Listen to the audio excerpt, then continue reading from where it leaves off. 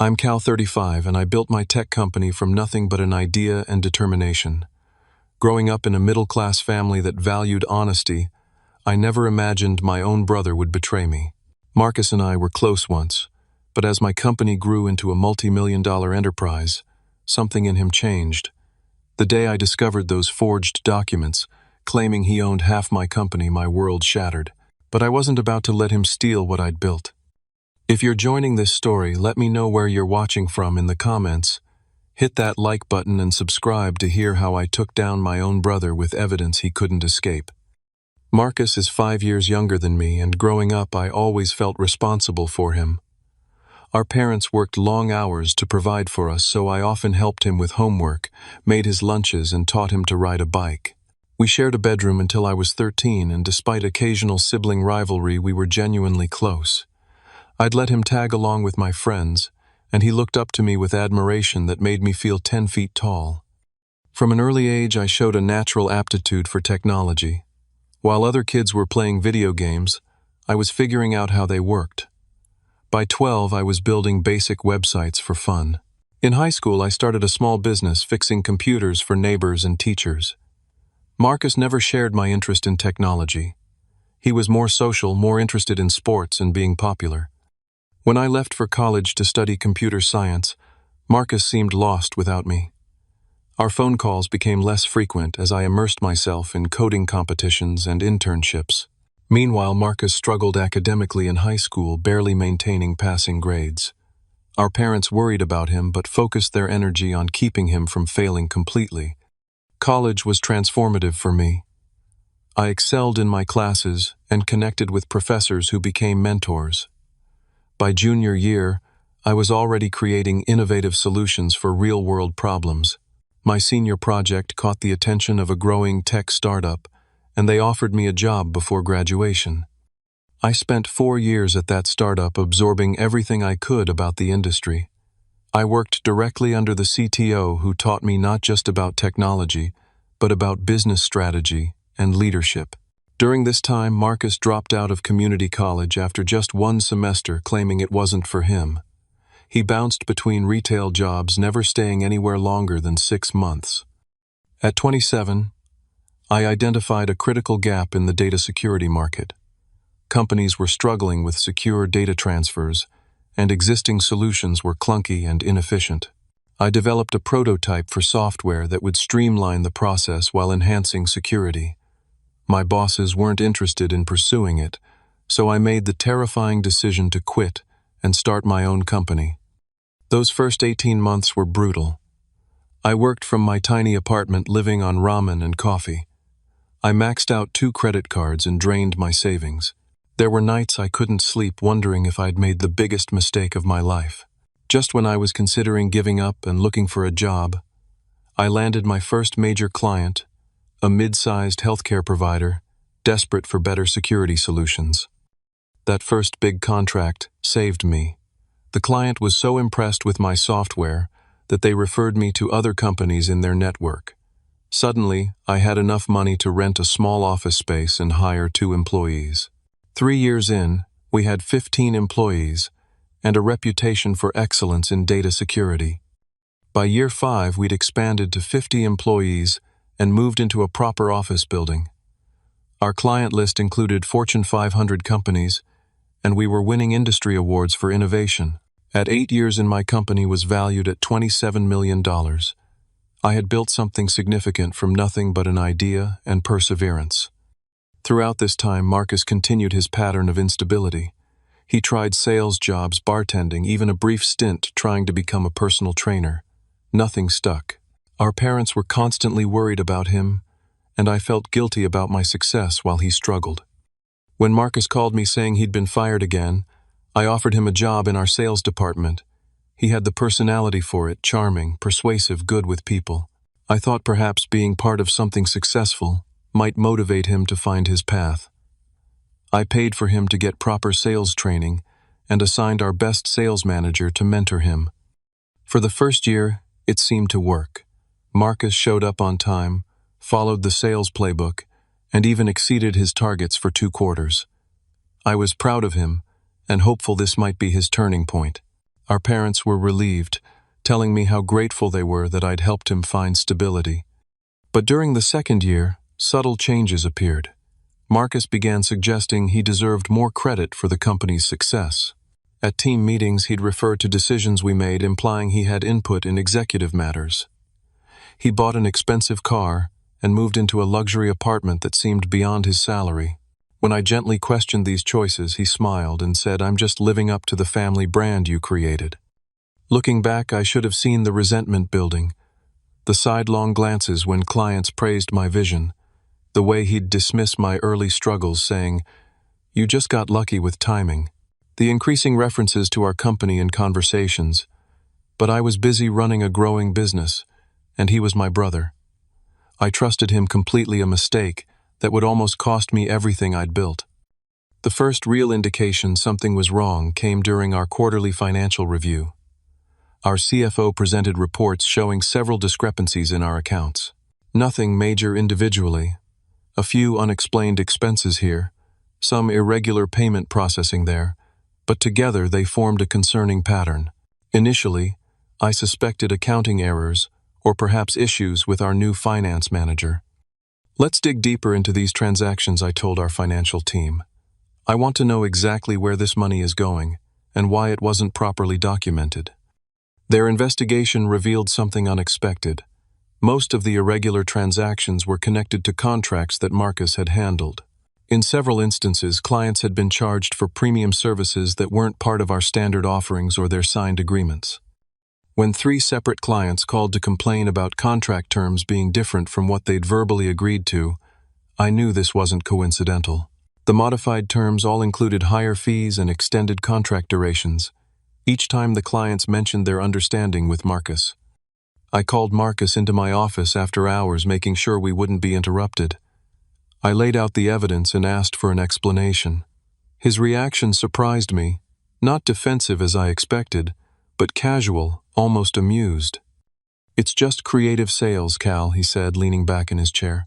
"These companies have huge budgets. They can afford our services, and I'm just making sure we get what we deserve. I'm bringing in more revenue. Isn't that what you wanted?" "Not by misleading clients or altering agreements, Marcus. That's not how this company operates. It's not ethical, and eventually it damages our reputation." His smile faded, replaced by a flash of something cold I'd never seen before. But it vanished quickly, and he nodded contritely. "You're right. I got carried away trying to impress you. It won't happen again." I wanted to believe him. He was my brother, and everyone deserves a second chance. I reduced his client load and restricted his contract authority, requiring manager approval for all his deals. He accepted these changes with surprising grace, thanking me for not firing him outright. "I won't let you down again," he promised. "You've done so much for me, and I'm grateful." For a few weeks, everything seemed fine. Marcus kept a low profile, followed protocols, and even stayed late to help with a major proposal. I began to think the incident had been a misguided attempt to prove himself, rather than anything malicious. Around this time, I was in discussions with potential investors about a significant expansion. We needed capital to develop our next generation of security products and enter international markets. These meetings were confidential, with only my executive team aware of the details. Then I received an email from a potential investor addressed to Cal and Marcus Johnson, co-owners, regarding our recent discussion. But Marcus hadn't been at that meeting, nor was he a co-owner. When I questioned the investor, he seemed confused, saying Marcus had introduced himself as a founding partner in previous communications. That same week, a client called asking to speak with either of the Johnson brothers about their contract renewal again, referring to us as co-owners. A pattern was emerging that made my stomach twist with unease. I began paying closer attention to Marcus's behavior. He'd started attending meetings he wasn't invited to, offering input on executive decisions, and referring to long-term employees as our hires when speaking to newer staff. At company events, he positioned himself as my equal, making statements like, "Cal handles the tech side while I manage our business growth." The situation came to a head during a family dinner at our parents' house. Mom had prepared all our favorites, proud to have both her sons at the table. The conversation inevitably turned to work. "The company's doing really well," I shared. We're looking at expansion opportunities. Marcus jumped in immediately. We're considering several options. I've been pushing Cal to think bigger, you know how cautious he can be. Our parents beamed with pride. It's wonderful how you boys work together, Mom said, always supporting each other. Dad nodded in agreement. Your grandfather would be proud to see brothers building something together. Johnson men have always been about family first. Their words hit me hard. They had no idea Marcus had no decision-making authority in my company. He was creating a fiction, and worse, using our family's values to reinforce it. That night I couldn't sleep. Something felt deeply wrong. The next day I had our IT director install additional security cameras covering the executive offices and server rooms, setting them to record after hours. I also implemented new password protocols for sensitive company files. The IT director seemed puzzled by my sudden security concerns, but I simply cited increased industry cyber threats. Better safe than sorry, I told him, trying to ignore the voice in my head, saying I shouldn't need to protect my company from my own brother. 3 weeks after installing the additional security measures, I was working late finalizing an investor presentation. Around 10:30, I heard footsteps in the hallway, unusual since the cleaning crew had already finished for the night. Stepping quietly to my door, I saw Marcus entering my office with his own key. I hadn't given him a key to my office. I watched from the shadows as he sat at my computer, entered a password, and began browsing through my files. After 15 minutes, he left looking pleased with himself. Rather than confronting him immediately, I decided to understand the full scope of what was happening. The next morning, I asked our security team to pull the surveillance footage from the past month. What they found was disturbing. Marcus had been entering my office after hours at least twice a week, sometimes spending hours at my computer or going through my filing cabinets. I had our IT team conduct a forensic analysis of my computer. They recovered deleted search history showing Marcus had been looking for founding documents, investor agreements, and intellectual property registrations. Even more concerning, he had accessed our secure server where all legal documents were stored. The IT director also discovered unusual email activity in Marcus's account. He had been communicating with someone named Lawrence Diaz, whose signature identified him as an attorney, but not with any reputable firm I recognized. I asked our company lawyer to quietly look into Diaz. He's got quite a reputation, our lawyer reported back, mostly for helping clients with questionable legal maneuvers. He's been disciplined by the Bar Association twice for ethics violations. With this information, I authorized our IT team to recover Marcus's deleted emails. What they found left me physically sick. There were dozens of exchanges between Marcus and Diaz discussing the creation of backdated documents, showing Marcus as a 50% owner of my company since its founding. The documents look authentic, Diaz wrote in one email. With your brother's signature patterns from earlier contracts, I've created versions that will pass basic scrutiny. As discussed, the digital timestamps have been altered to match the company's founding date. Another email included attachments of the forged documents. They included an operating agreement, ownership certificates, and even fabricated meeting minutes, where I supposedly agreed to equal ownership with Marcus in exchange for his initial investment and business concept contributions. Everything I had built was claimed to be half his creation. Further investigation revealed Marcus had already approached 2 potential investors using these documents, presenting himself as the co-founder with equal decision-making authority. He had even scheduled meetings with our board members to discuss what he called leadership restructuring. The evidence was overwhelming and devastating. My own brother had not only betrayed my trust, but was actively working to steal half my company through fraud. The business I had built from nothing through years of sacrifice and hard work was under attack from within my own family. I sat alone in my office that night trying to process the magnitude of this betrayal. We had shared bunk beds as kids. I had taught him to throw a baseball. When he broke his arm falling from a tree, I had carried him half a mile home. How could the same person now be plotting to take what I had built? The next morning, I met with our company lawyer to understand my options. His assessment was blunt. This is serious criminal fraud, Cal. Document forgery, identity theft, attempted corporate theft. These are crimes that carry significant penalties. You have more than enough evidence for both criminal charges and a civil lawsuit. What about the company, I asked. Could his claims create legal problems, even though they're based on forgery? There's always risk when something like this goes public. Some investors might get nervous, and we could face temporary operational challenges. But with the evidence you've gathered, his claim wouldn't stand up in court. The bigger question is whether you want to pursue legal action against your own brother.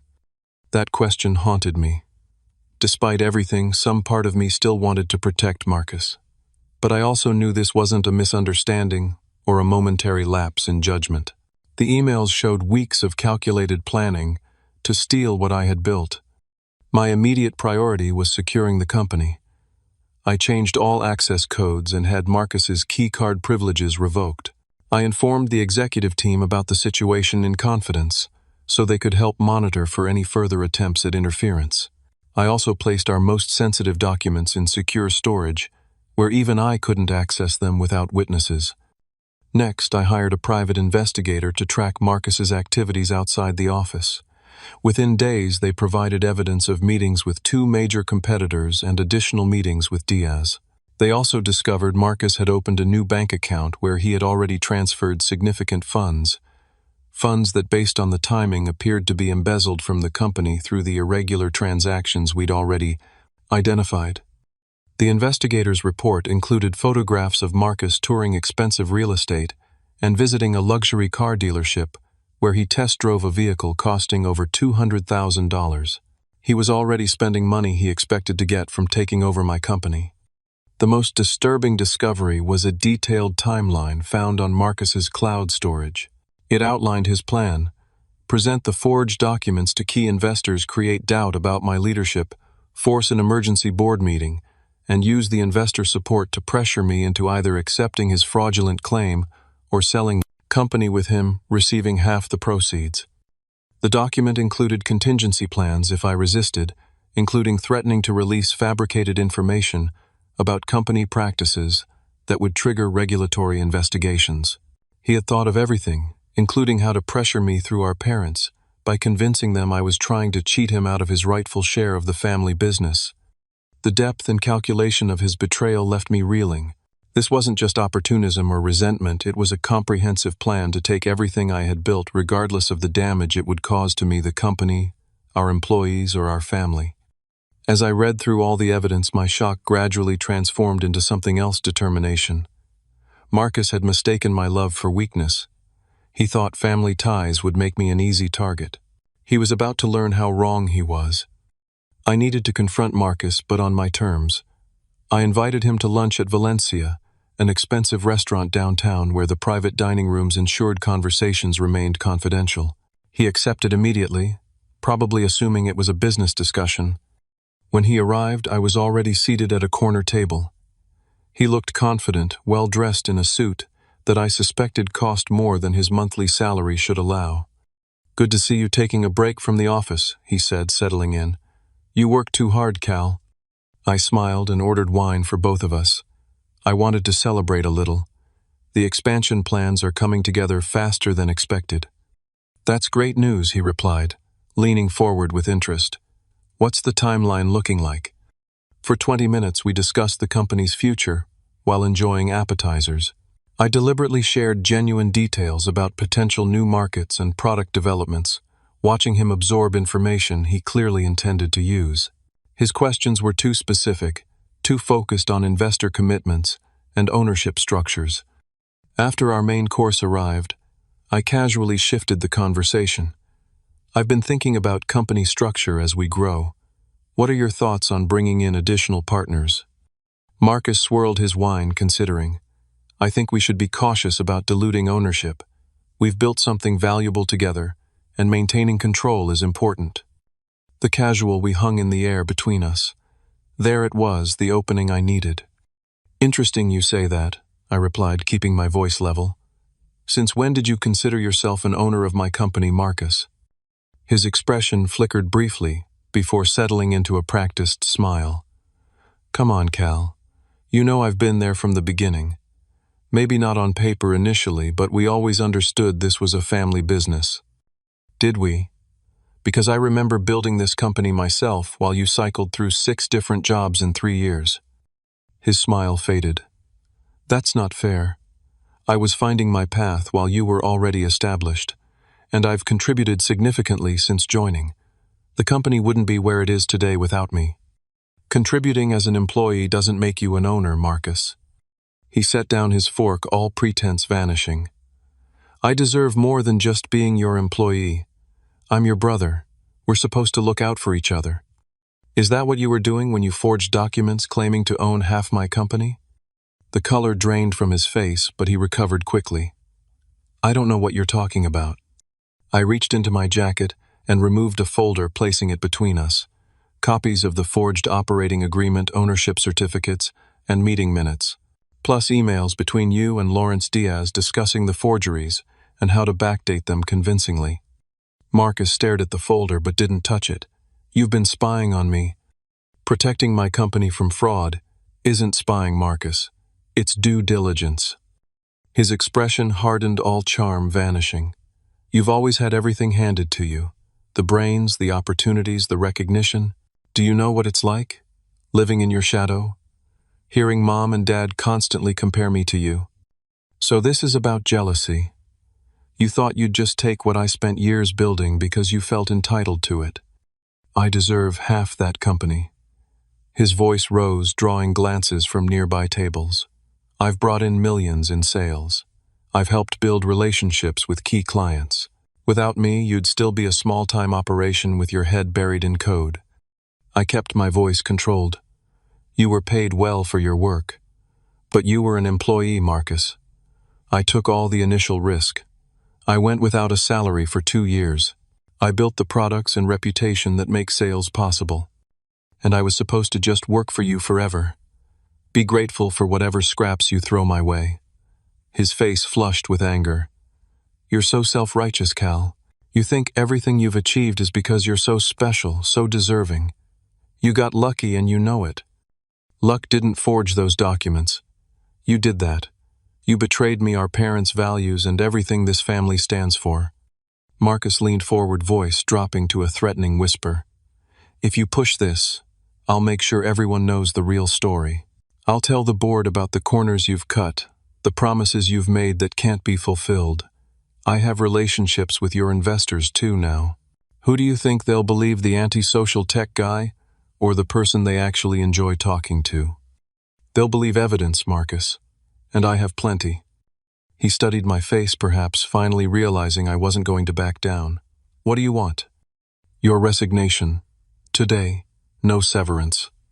He laughed, a cold sound I'd never heard from him before. Not happening. I've worked too hard for this. Either we renegotiate my position in the company with equity, or I'll burn it all down. Try explaining forged documents to your precious clients and investors. Even if I lose, your reputation will be destroyed. I stood up, placing money on the table for the bill. You've made your choice then. This isn't over, he called as I walked away. You have no idea what I'm capable of. I turned back one last time. Actually, I think I'm just beginning to see exactly what you're capable of. As I drove back to the office, my phone rang. It was Richard Blackwell, our largest investor. Cal, I received a concerning call from your brother about company leadership. He's suggesting there are significant operational issues being hidden from investors. Is there something we should discuss? My grip tightened on the steering wheel. Richard, I was just about to call you. We have a serious situation with Marcus that I need to brief you on. He's no longer authorized to speak for the company. That contradicts what he told me about his position. He provided documentation showing co-ownership. Those documents are forgeries, Richard. I can prove it. I'd like to meet with you as soon as possible. There was a long pause. This is highly irregular, Cal. Marcus has scheduled a board meeting for tomorrow morning to discuss these concerns. My blood ran cold. Marcus was moving faster than I anticipated. That meeting was not authorized. I'm the CEO and majority owner, and I did not call a board meeting. I think you should both attend tomorrow and sort this out. 9 a.m. at our offices. After hanging up, I received 6 more calls from board members and investors, all with similar concerns raised by Marcus. He had launched his plan, forcing me to defend myself against accusations while trying to expose his fraud. The calculated nature of his attack was breathtaking. That evening, my parents called. Their voices were strained as they asked me to be reasonable and work things out with my brother. Marcus had clearly reached them first, painting himself as the victim of my greed. "He says you're trying to force him out after all he's contributed," my father said. "We raised you to value family above money, Cal." "Dad, he forged documents, claiming to own half my company. He's committed fraud." "He says those were always the terms of your arrangement," my mother interjected. "That you promised him partnership from the beginning but never formalized it." "That's completely false. You know I started this company alone. Marcus didn't join until 5 years later as an employee." "People remember things differently," my father replied. "Surely there's a compromise that keeps the family together." I realized Marcus had manipulated them completely. "I have to go. We'll talk after tomorrow's meeting." I spent the night preparing for battle, knowing my brother was doing the same. The company I'd built and the family I loved couldn't both survive intact. Marcus had ensured that with his betrayal. First thing the next morning, I gathered my executive team and our company lawyers. The situation required complete transparency with those I trusted most. "Marcus has forced an unauthorized board meeting for 9 a.m., I explained.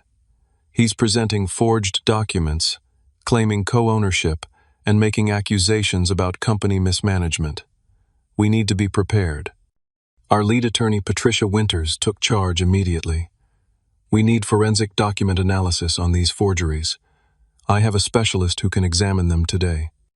Our CFO volunteered his team to compile complete financial records, showing Marcus's actual role and compensation history. Our CTO began gathering server access logs and email records, documenting Marcus's unauthorized activities. By 8 a.m., we had assembled considerable evidence. The forensic document examiner confirmed the forgeries, identifying specific inconsistencies in paper age, ink composition, and digital creation dates. More importantly, he found microscopic printing characteristics that traced the documents to a specific print shop in Marcus's neighborhood. "This is professional work," the examiner noted. "Whoever created these knows what they're doing but rushed it. There are several technical errors that prove these couldn't have been created when dated." Patricia dispatched her investigator to the print shop, where they found an employee who remembered Marcus. With some persuasion and assurance of legal protection, the employee admitted to altering dates on the documents at Marcus's request. He agreed to provide a sworn statement in exchange for immunity from prosecution. Meanwhile, the financial team reconstructed every transaction Marcus had been involved with, identifying several instances of funds being diverted to external accounts. The total approached $300,000, not enough to cripple the company, but a significant sum that constituted clear embezzlement. Our IT department recovered additional deleted emails, showing Marcus had approached 4 competitors with offers to bring client information and proprietary technology details if they hired him in an executive position. They also found evidence that he had downloaded confidential product specifications and client lists to personal storage devices. The security team compiled video footage showing Marcus accessing restricted areas after hours on 17 separate occasions over 3 months. They also documented his copying of physical files from secure storage and photographing confidential documents with his personal phone. As the evidence mounted, I felt increasingly conflicted. Each new discovery reinforced that legal action was necessary, yet I struggled with the knowledge that pursuing this would permanently destroy my relationship with Marcus and potentially fracture our family. "We have more than enough for criminal charges," Patricia advised. "Forgery, fraud, embezzlement, corporate espionage, these are serious offenses with significant penalties." "What about civil options?" I asked. "We can file for an emergency injunction preventing him from claiming any ownership or speaking on behalf of the company. We'd follow with a civil suit for damages and defamation. But honestly, Cal, given the criminal nature of these activities, law enforcement should be involved." I nodded, the weight of the decision heavy on me. "Let's prepare both approaches. I want to see how the board meeting plays out before deciding next steps." While the team assembled our evidence into a comprehensive presentation, I spoke privately with each board member and key investor by phone. I provided just enough information to counter Marcus's narrative without revealing our full case. I understand these allegations are concerning, I told each of them. I ask only that you reserve judgment until you've heard both sides and seen the evidence at today's meeting. Most were receptive, though some remained skeptical. 2 expressed particular concern about potential public fallout if family drama spilled into company operations. I assured them protecting the company's reputation was my priority. At 8:30, Patricia received a call from her investigator. They had located Lawrence Diaz, the attorney who helped Marcus create the forgeries. Facing potential disbarment and criminal charges, Diaz was willing to provide full documentation of his work with Marcus in exchange for leniency. He says Marcus approached him 6 months ago, Patricia reported. He has their initial consultation notes, where Marcus explicitly stated his intention to claim ownership he wasn't entitled to. He's prepared to testify that Marcus knew exactly what he was doing. This was the final piece we needed: clear evidence of premeditated fraud rather than a misunderstanding about verbal agreements. Marcus had methodically planned this betrayal for at least half a year, all while working alongside me and attending family dinners as if nothing were wrong. As we prepared to leave for the board meeting, I received a text from my mother. Please remember he's your brother before anything else. Family is forever. The message twisted something inside me. Marcus had clearly been working them hard, positioning himself as the victim rather than the perpetrator. En route to the meeting, the private investigator called with one last discovery. They had traced the funds Marcus embezzled to multiple sources.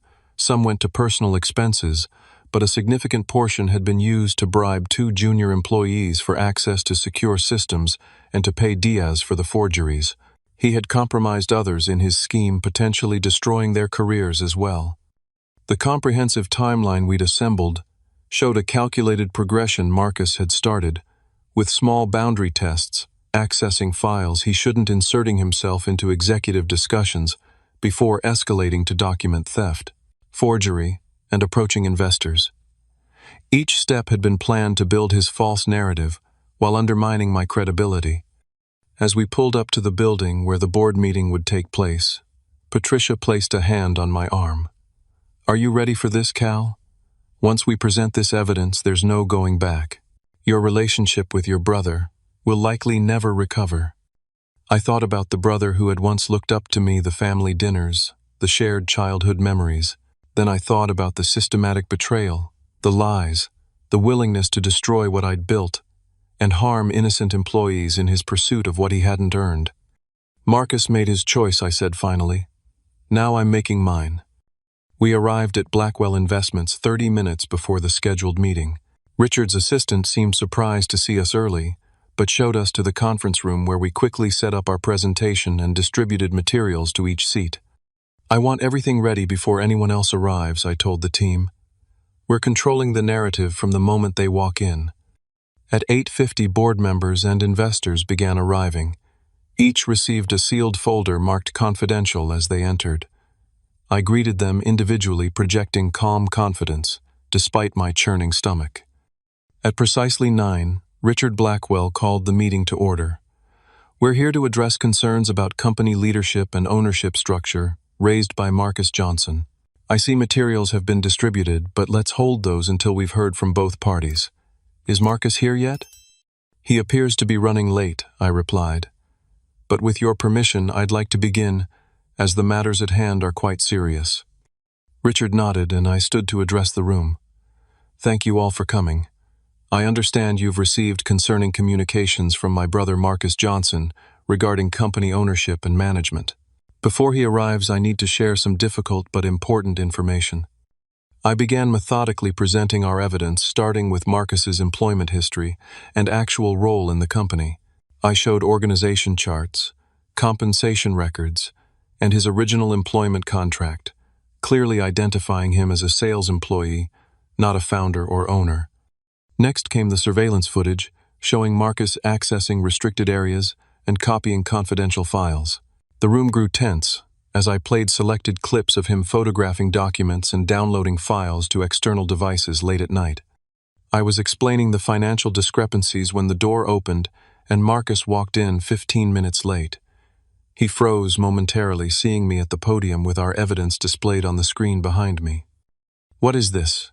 he demanded, looking around the room at the somber faces of board members. "Why did you start without me?" Richard gestured to an empty chair. "Please have a seat, Marcus. Cal is presenting some information relevant to the concerns you raised." Marcus sat down stiffly, eyes darting between the screen and the unopened folders in front of each board member. I continued without acknowledging the interruption, moving to the core of our case. "In these folders, you'll find forensic analysis of documents Marcus has presented claiming co-ownership of the company. The analysis conclusively proves these documents are forgeries, created recently but backdated to the company's founding." The room filled with the sound of opening folders and shuffling papers as board members examined the evidence. Marcus's face paled. "This is a misunderstanding," he interjected. "Those documents formalized our verbal agreement. Cal and I always intended to be partners." I played the recording from our lunch conversation, where Marcus had explicitly threatened to burn it all down if I didn't give him what he wanted. His own words echoed through the conference room. "Either we renegotiate my position in the company with equity, or I'll burn it all down." "Is that your voice?" Marcus Richard asked, his expression grave. Before Marcus could respond, I introduced our final witnesses. The document examiner presented his findings in technical detail. The print shop employee described Marcus's specific requests for backdating. Finally, Patricia connected Lawrence Diaz via video conference, who confirmed Marcus had knowingly commissioned fraudulent documents. "He was explicit about his intentions," Diaz stated. "He wanted documents that appeared to be original from the company's founding, showing him as a 50% owner when he knew that wasn't the case." Throughout these presentations, Marcus shifted from denial to anger to desperate attempts at justification. "Cal promised me partnership," he insisted. "Maybe I took inappropriate steps, but only because he refused to honor our agreement." "Do you have any evidence of this agreement?" Richard asked. "Emails, witnesses, anything besides these proven forgeries." "Our parents know it was always the plan for us to build this together," Marcus claimed. "Ask them." "We did," I replied quietly. "They confirmed no such agreement was ever discussed with them, and they were surprised by your recent claims of co-ownership. This was a calculated risk. I hadn't actually spoken to them since their call the previous night, but I knew my parents well enough to be confident they wouldn't have corroborated Marcus's lie if directly questioned about specific details."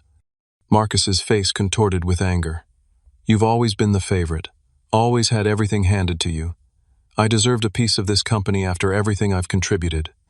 Your contributions as an employee were compensated with a generous salary and commissions." I responded evenly. "That doesn't entitle you to ownership." "This is all manipulation," Marcus shouted, standing abruptly. "He's twisted everything to make me look like the villain. I have documentation proving my ownership rights." "The documentation you presented has been definitively proven to be fraudulent," Richard stated firmly. "Do you have any additional evidence to support your claims?" Marcus looked around the room, finding no allies among the stone-faced board members. "This isn't over," he threatened, pointing at me. "You'll regret this, Cal. Family is supposed to look out for each other." "Yes, it is," I agreed softly. "That's what makes your betrayal so profound." Security had been quietly called during the presentation and now stood at the door. Richard nodded to them. "Mr. Johnson, I believe it's best if you leave now. Any further communication should go through legal representatives." As Marcus was escorted out, his final glare contained pure hatred. The moment the door closed behind him, the room erupted in concerned questions from board members and investors. I held up my hand for silence. "I understand this is disturbing. I want to assure you that the company's operations and financial position remain strong. Marcus's activities have been contained, and no proprietary technology or client relationships have been compromised." Patricia outlined the legal steps we were taking: an emergency injunction, preventing Marcus from claiming ownership or representing the company, freezing of accounts, containing embezzled funds, and potential criminal charges for forgery and fraud. "Our priority is protecting the company while minimizing public attention to these events," she explained. "We're prepared to handle this discreetly and decisively." The meeting continued for another hour as we addressed concerns and outlined our containment strategy. By the end, the board unanimously expressed support for my leadership and approved resources for legal proceedings. After the meeting, Richard pulled me aside. "I've seen a lot in business, Cal, but family betrayal like this, it's particularly brutal. Are you certain you want to pursue criminal charges? There might be less damaging ways to resolve this." He didn't just attack me, Richard. He was willing to harm the company, our employees, and our clients to get what he wanted. I can't ignore that. Richard nodded solemnly. "For what it's worth, you handled this with remarkable composure. Lesser leaders would have been destroyed by something like this." That afternoon, I filed a police report with our complete evidence package. Detectives interviewed me, and key witnesses immediately recognizing the seriousness of the fraud. By evening, they had issued an arrest warrant for Marcus. He was taken into custody at his apartment that night. The news reached me via Patricia, who had coordinated with law enforcement. Along with the forged documents, police found additional company files, client information, and evidence of communications with competitors, strengthening the case against him. I issued a brief factual statement to employees explaining that Marcus was no longer with the company due to serious policy violations and reassuring them that operations would continue normally. Only the executive team knew the full story, and they were instructed to maintain confidentiality. I personally contacted our major clients to address any concerns before rumors could spread. Most appreciated the transparency and professional handling of the situation. A few requested additional assurances about data security, which we promptly provided. The following days were consumed with legal proceedings, security audits, and damage control. Marcus was released on bail pending trial, but served with restraining orders preventing him from contacting me, entering company property, or communicating with employees or clients. Throughout this period, I received multiple calls from my devastated parents, who struggled to reconcile the son they thought they knew with his actions. "How could this happen?" my mother kept asking. "Where did we go wrong with him?" "This isn't your fault," I assured them. "Marcus made his own choices." "But to press charges against your own brother," my father said, his voice breaking. "Isn't there another way?" Their pain was perhaps the heaviest consequence of Marcus's betrayal. They had prided themselves on raising sons with integrity and family loyalty. Now they faced the collapse of that belief and the public spectacle of one son prosecuting another. As difficult as it was, I stood firm in my decision. Marcus had shown no remorse, only rage at being caught. The evidence was overwhelming, and the planned betrayal too calculated to dismiss as a momentary lapse in judgment. When Marcus's lawyer approached with an offer, Marcus would plead guilty to lesser charges if I dropped the more serious ones, and agreed not to pursue civil damages. I declined. This wasn't about money or vengeance, but accountability and consequences. "He needs to understand the severity of what he's done," I told Patricia. "I won't make this easier for him." The preliminary hearing was scheduled, and I prepared to testify against my own brother, knowing it would permanently alter our family forever. There would be no going back from this, but then Marcus had ensured that the moment he decided to betray me. The legal proceedings dragged on for 4 months. Marcus initially fought the charges, vigorously maintaining his claim that we had a verbal partnership agreement that justified his actions. His attorney portrayed him as a misguided brother, trying to claim what he believed he deserved rather than a calculated fraudster. This narrative collapsed when the prosecution presented the complete evidence trail. The methodical nature of the forgeries, the documented planning, and the testimony from multiple witnesses painted a picture of deliberate, premeditated fraud. Most damaging was Lawrence Diaz's detailed account of Marcus, explicitly requesting documents he knew to be fraudulent. Facing overwhelming evidence and potential prison time, Marcus finally agreed to plead guilty to multiple counts of fraud, forgery, and embezzlement. In exchange for the guilty plea, prosecutors recommended a reduced sentence, 2 years probation, full restitution of embezzled funds, and 200 hours of community service. He would also have a permanent felony record, restricting his future employment opportunities. At the sentencing hearing, the judge addressed Marcus directly. "The calculated nature of your actions against your own brother and his company shows a disturbing lack of ethics and family loyalty. While I've considered the prosecution's recommendations for leniency, understand that you're receiving this reduced sentence only because of your brother's willingness to accept these terms. Many in his position would have pushed for the maximum penalties. Marcus avoided eye contact with me throughout the hearing. When given the opportunity to speak, he offered a brief formal apology that sounded rehearsed and hollow. There was no acknowledgement of the deeper betrayal or the damage to our family. Our parents attended the hearing sitting in the middle of the courtroom, unable to choose sides between their sons. Their expressions reflected the grief of witnessing their family torn apart. After the sentencing, they approached me hesitantly. "We've seen all the evidence now," my father said, his voice heavy. "We had no idea what he was doing. We would never have defended him if we'd known the truth." "I never thought you would," I assured him. "Marcus manipulated everyone, including you. Will you ever be able to forgive him?" My mother asked, tears in her eyes. I considered the question carefully. I don't know. I can work toward not letting anger consume me, but trust is different. Some betrayals change relationships permanently. The company survived the ordeal remarkably well. Because we had controlled the narrative from the beginning, presenting a united front to investors and clients, there was minimal external damage. In fact, several board members later commented that our handling of the crisis demonstrated exceptional leadership and integrity.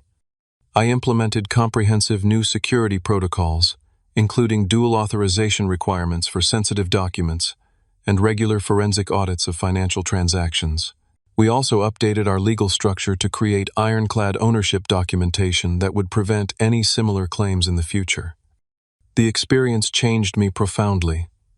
I had always prided myself on being trusting and giving people second chances. Now I found myself more cautious, more inclined to verify, rather than assume good intentions.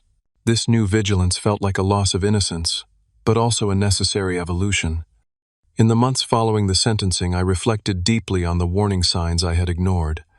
Marcus's increasingly proprietary language about the company, his casual boundary violations that I excused as enthusiasm, his resentment thinly veiled as jokes.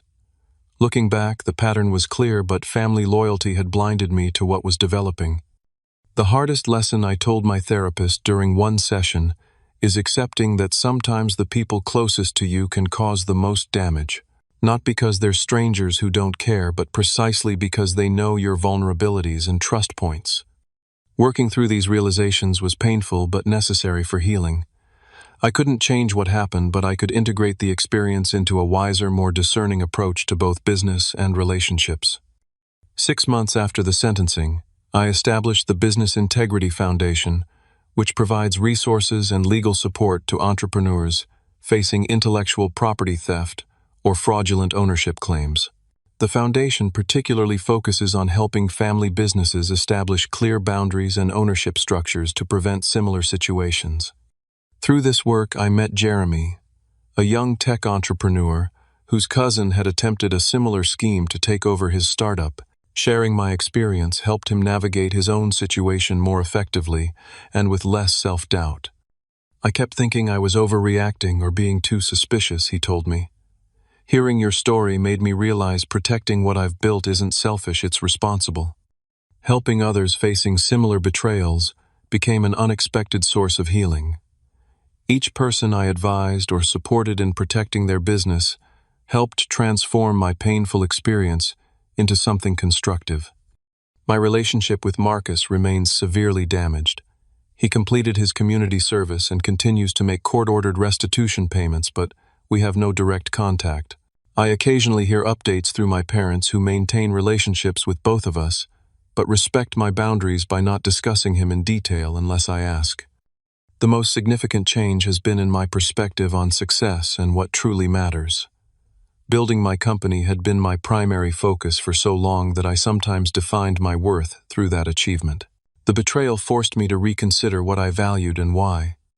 I realized that while creating something valuable is worthwhile, the integrity with which you build and protect it matters more than the achievement itself. I had defended my company not just because it was mine, but because it represented years of honest work and supported the livelihoods of dozens of employees who trusted me. Today, my company continues to thrive. We've expanded internationally and launched several new products. The crisis actually strengthened our team culture as those who remained demonstrated extraordinary loyalty during a difficult time. I've learned that some relationships can't be repaired, and that's okay. I've also learned that protecting what you've built isn't selfish. It's an obligation to everyone who depends on it and trusts in its integrity. If there's one message I'd share from this experience, it's this. Trust should be both a gift and a responsibility. Give it generously, but verify consistently. Document clearly, communicate explicitly, and address concerns immediately. In business and in life, clarity prevents most conflicts, and integrity should never be compromised, even for family. Have you ever had to stand up for something you built even when it was painful? I'd love to hear your stories in the comments. If this story resonated with you, please hit that like button and subscribe to support more content about navigating difficult business and family situations. And remember, protecting your work isn't just about defending what's yours. It's about honoring the effort, integrity, and vision that created it in the first place. Thank you for listening, and I wish you the courage to protect what matters most in your life.